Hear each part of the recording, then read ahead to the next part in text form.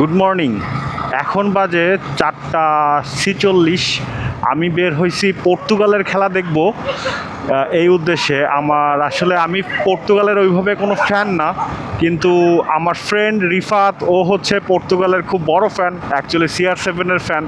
So আজকে CR7-এর হয়তো শেষ ম্যাচ হতে পারে তার জাতীয় টিমের। তো ও খুব ইমোশনাল ছিল যে খেলাটা দেখবে। আমিও চিন্তা করলাম যে এত বছর পর পর একটা খেলা আসে, একটা ওয়ার্ল্ড কাপ আসে, তো দেখা উচিত। চলে আসছি ক্যাম্পাসে, এই যে আমাদের মেইন গেট। এখনই ঢুকবো।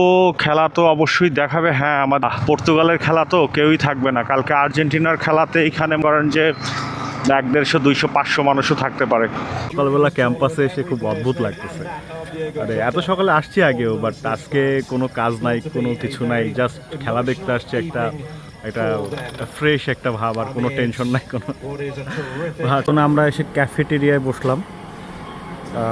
এইখানে একটু ফ্যান আছে আমাদের উপরে, এই যে ফ্যানের নিচে, এর জন্য বসলাম। ওইখানে একটু বসার জায়গার একটু অভাব ছিল।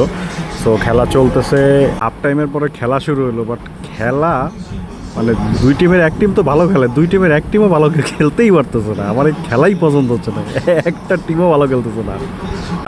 জিতে গেছে পর্তুগাল, জিতে গেছে এবার ফাইনালে জিতছে। কি ম্যাচ হচ্ছিল কিছুই বুঝতেছিলাম না, আর জিতে গেছে পর্তুগাল শেষমেশ। যাক, আরে বাদ, তুই হ্যাপি? রিফাত হ্যাপি? হ্যাঁ, পর্তুগাল জিতে গেছে। যাই হোক, আমাদের এবার কাজ শেষ। আমি ভাবছিলাম আরো 20-30 মিনিট খেলা দেখবো, বাট আর হলো না। তো ঠিক আছে, খেলা দেখা শেষ করে এখন যাচ্ছি কিছু খাবো, সকালের নাস্তাটা করে দেন বাসায় যেয়ে একটা ঘুম দিব। এই যে একটা নতুন একটা রেস্টুরেন্টে আসছি, ঐতিহ্য সকালের খাবারে দেখলাম ঢাকার মতো চিকেন স্যুপ আছে এখানে।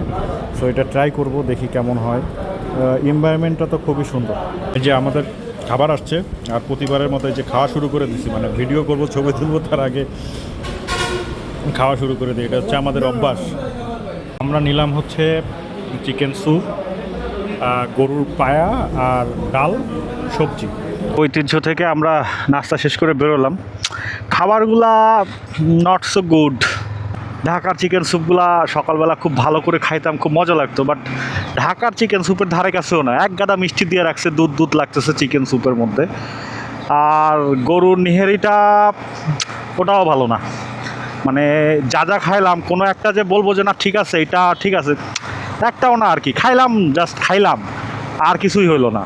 বাড়ি থেকে চা খেয়ে এখন বাসার দিকে সোজা। তো